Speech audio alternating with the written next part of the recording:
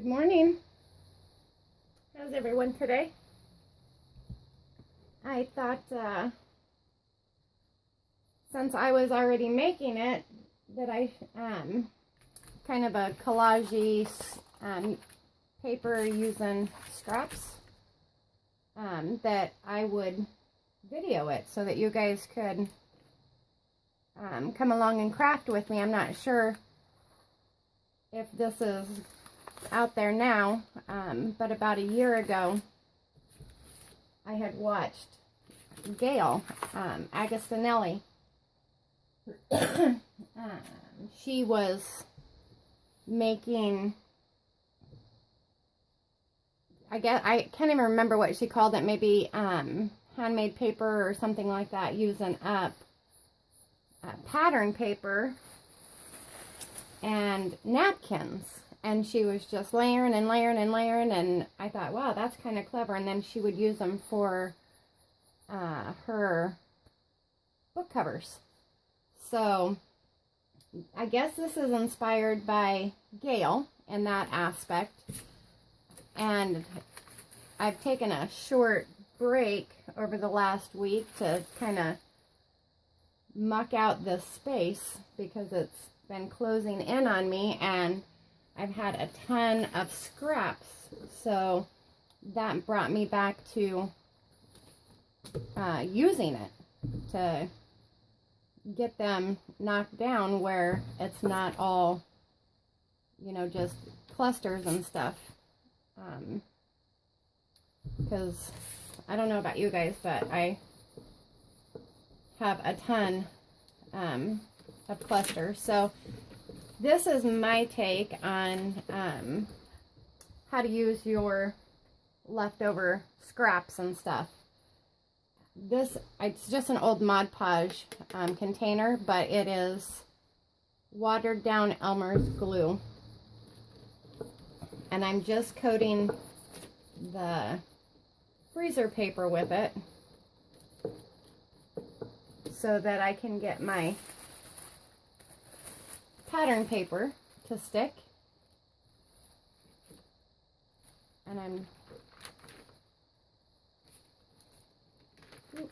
just gonna, now of course I put there too much, and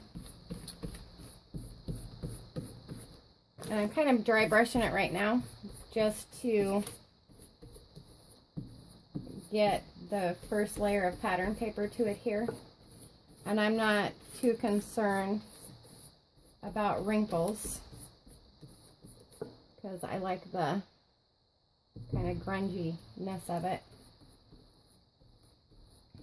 I like this stuff. Once it dries, you can ink on it. I'll show you some examples as soon as we get this one done.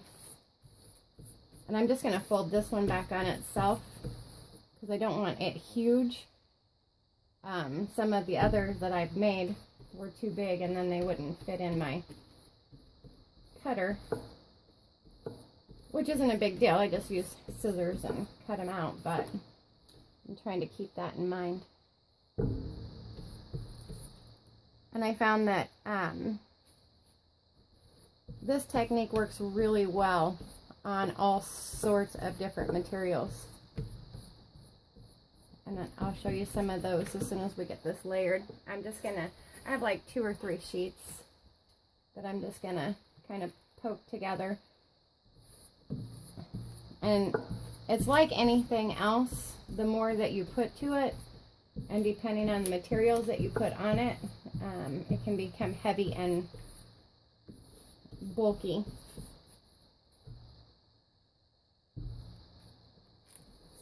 I'll try to work fast, so this video won't take very long.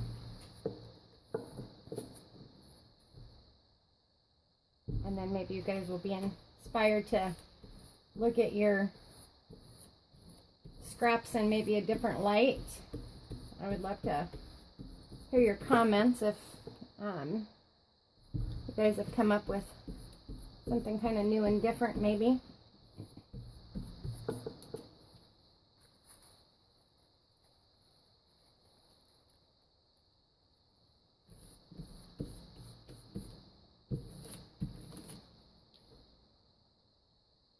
think the first time that I seen this, she was using Mod Podge, which I have used. It takes quite a bit, and Mod Podge is kind of expensive, so I was thinking, well, why can't I just glue it?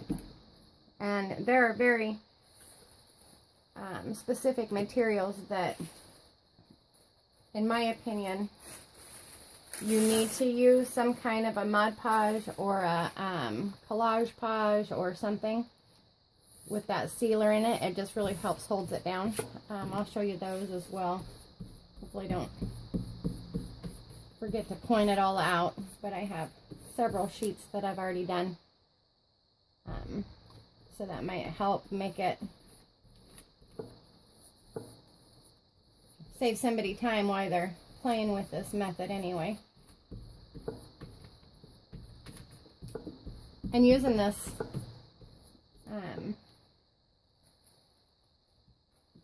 paper, I try to kind of space my design out a little bit. It almost acts as if it's, you know, kind of stamped in the back texture, and then it becomes see-through. So you can see the layer. Got a frog in my throat.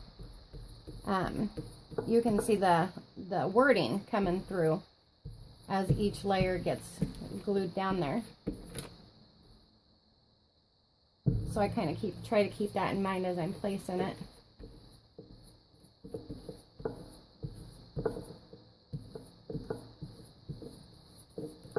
And then I don't know if the camera shows it, but you can see when you get a good coverage, because it's no longer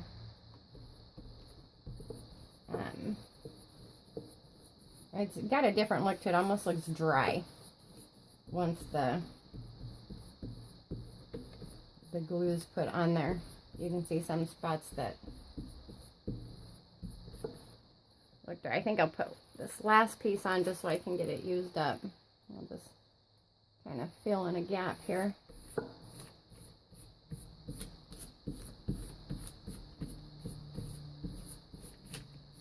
And again, I'm just kind of dry brushing this right now just to get it laid. This paper holds up pretty well, so I'm not worried about overworking it like you would napkins. You know, if you overwork that, you kind of split them and they pull, and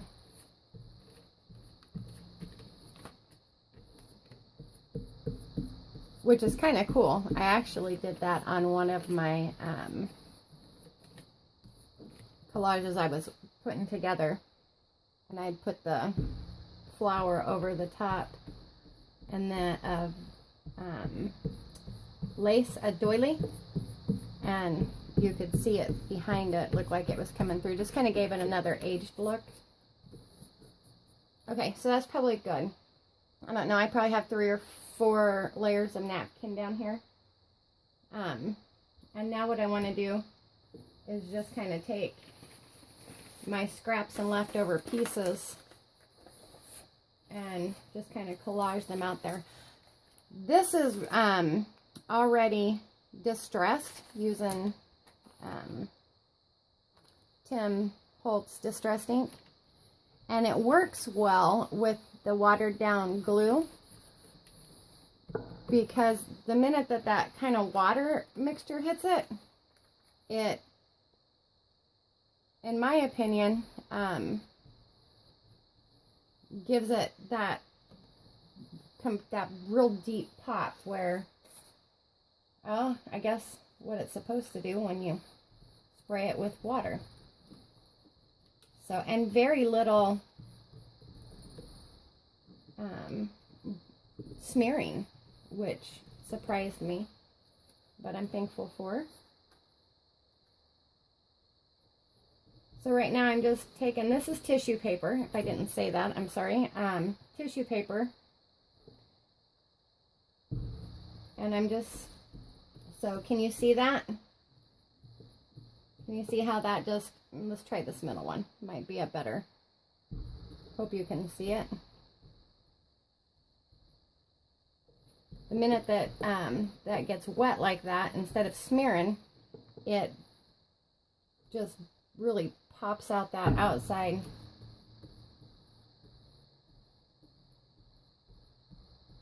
Put that on there.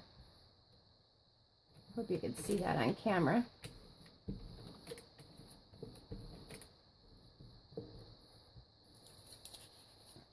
I'm just going to continue to layer these down.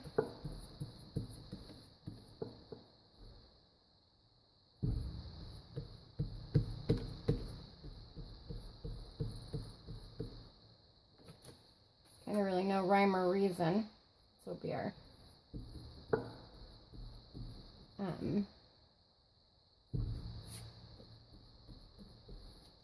back layer, I guess, if you will.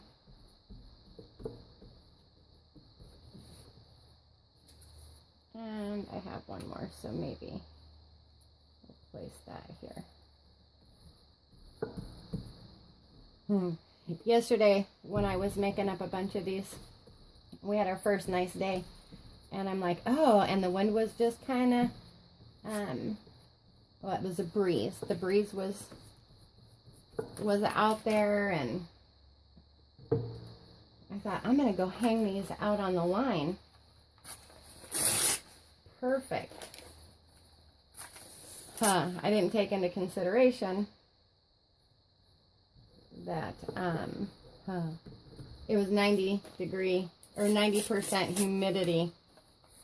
So when I went out there, it had dried some, but boy, was it tacky. I was like, that is funny. Okay.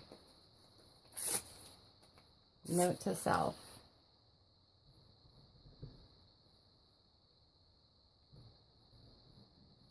Humidity and glue paper doesn't mix well. I mean, there was no harm.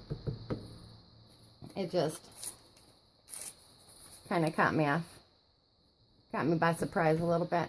Oh, little gnat. I don't know what that was. Okay.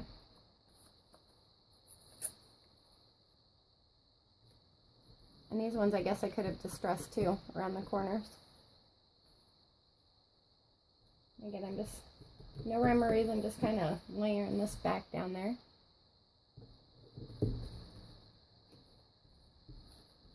And I tend to do all one first and then come back and hit the top of it.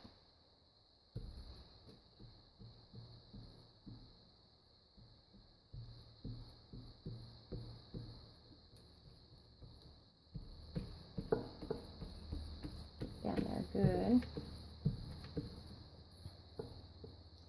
Might be good for time's sake. And then I also have this paper doily that I've already distressed, just around the corners and stuff where I thought,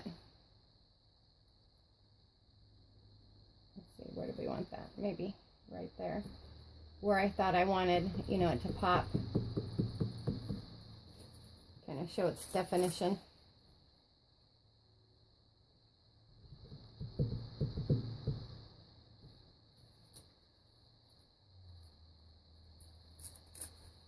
These are kind of fun to make because you can turn them into anything.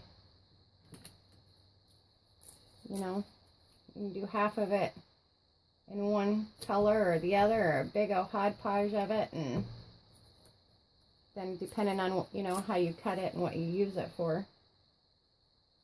Maybe one here. It's going to give you different looks. I think probably one here.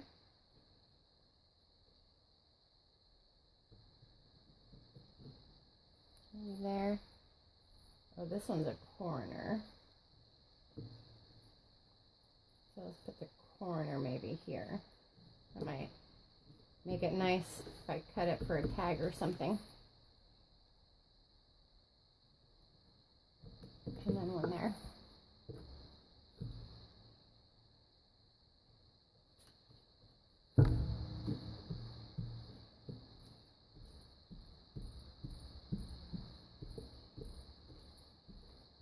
And you can actually take your heat gun too. I mean, if you get impatient, sometimes I do. And hit it with your heat gun. Help it dry quicker. Or you can just do this at nighttime. Let it dry overnight. You get up in the morning and you're ready to go. It's dry, you can peel it. Oh, the freezer paper that we use, you know, when we're coffee dyeing or tea dyeing. I've used that as well. And I found that the paper likes to stick to it. But if you use it and you're stuck, you can leave it attached to it. You know how we like to have that crunchy sound? So it would just act as another back layer. So that's something to think about too if you find your project stuck down to backing without ripping it or whatnot. Okay. Now, these are, this is leftover, let me see, right here. It's coffee dyed napkin. And it's just the first layer. So I'm just gonna kind of tear those out and kind of randomly place them. See, that one just tore, which will be okay though. That newspaper print will show up through it.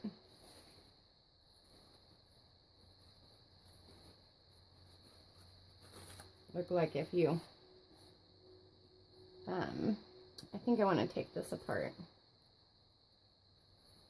I'll just kind of pull out a flower here.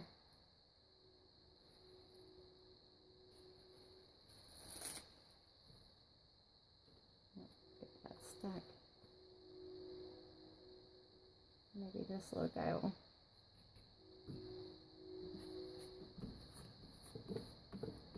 Go right there. These ones I'm going to kind of displace upside down, and I don't want a raw edge, so I am going to remove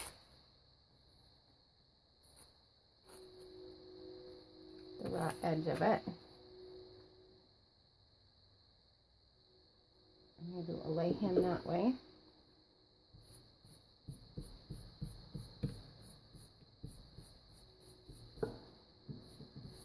You can use old paper too. So if you have book paper that looks pretty good, that you want to get used up, it's good for a back layer as well. So instead of using tissue paper, you can use actual book pages. I'm just gonna kind of get rid of the straight edge.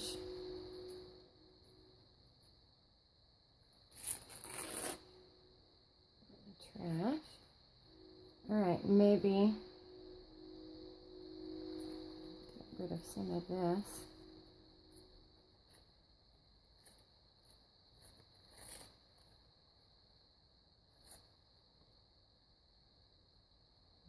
Where maybe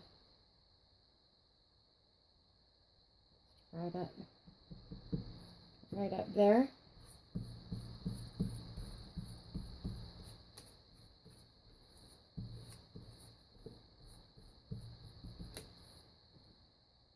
And then this, I didn't throw this out. I'm going to put this here just because it'll give it a kind of a different layer. So you can continue to build these and build these and build these and, you know, cluster it any way that you want. Or collage it, I guess is the correct word. And let me show you. Oh, let me just move this out of our way. some that I've already done.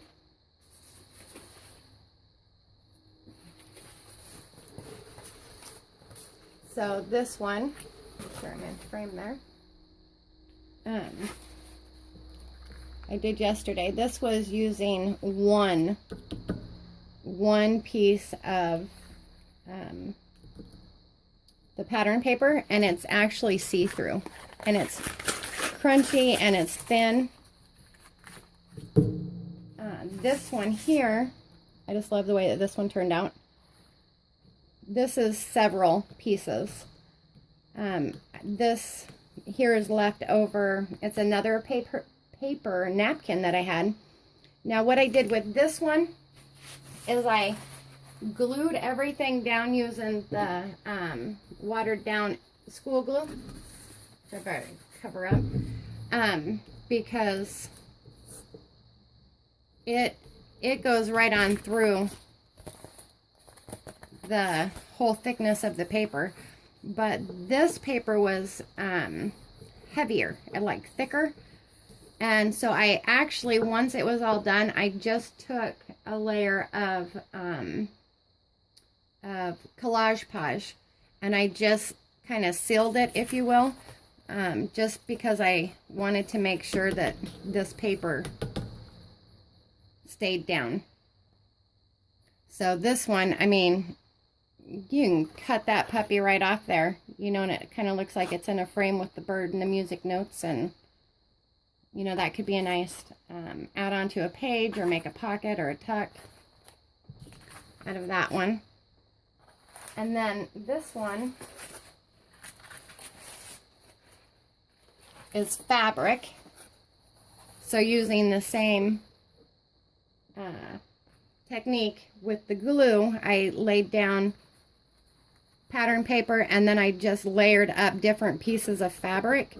Some is heavier and then some are thinner. So this one is more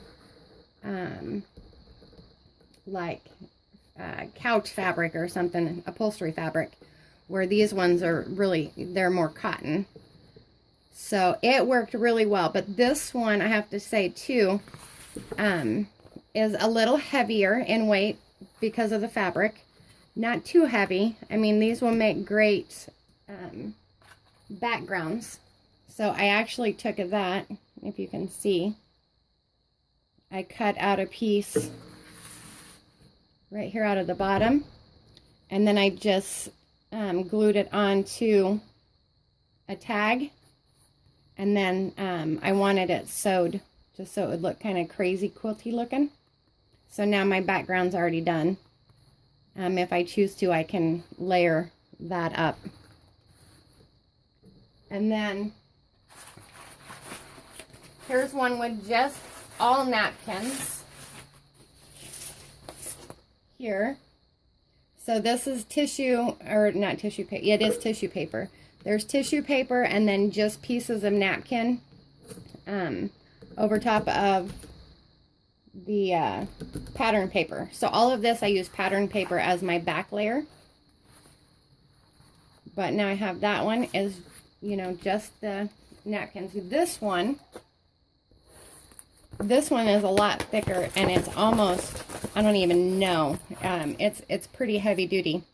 But what I did is, once I had all of the layering done, I took the back leftover pieces of the napkin and I just laid it across, and it muted all the colors down. So this is this one turned out cool too. I actually took a chunk out and used it, and it worked well. And then here's another fabric one. Fabric swatches, tissue paper, paper that's in there. And that one, I took that chunk out here and I created a bag out of it. So now there's a decorative bag, and I'll hold it up there. I did a little stamping over top of the fabric and the collages, but now we have a a decorative bag. So it works for, of course, background for tags, bags. This one here is the peacock kind of pattern paper. When my mom was down a while ago, she and I were playing, and this was what she came up with. So I took her paper and I fussy cut out this image of this peacock, and then the flowers behind it, and I glued that onto it. So there's another example for you, which I think turned out really cool, that pop of color in there. So now this can be cut, and it can be coordinating tags, pockets, you name it. And then, oh, I have one more. This one is layered fabric.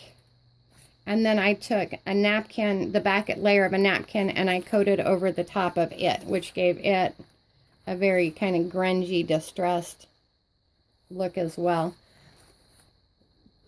And one more. Here's this one. You can see that. This was layered with book pages, napkins, tissue paper.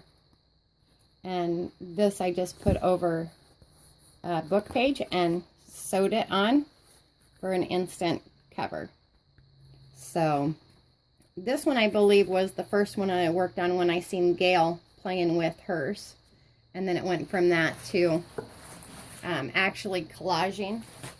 Now, one thing I'd like to point out is if you're using anything lightweight, I've found that I don't need to cover it with any kind of Mod Podge or sealer, which would be like this pink one. This has nothing on it, and it's ready to go to distress, use as a back layer, whatever.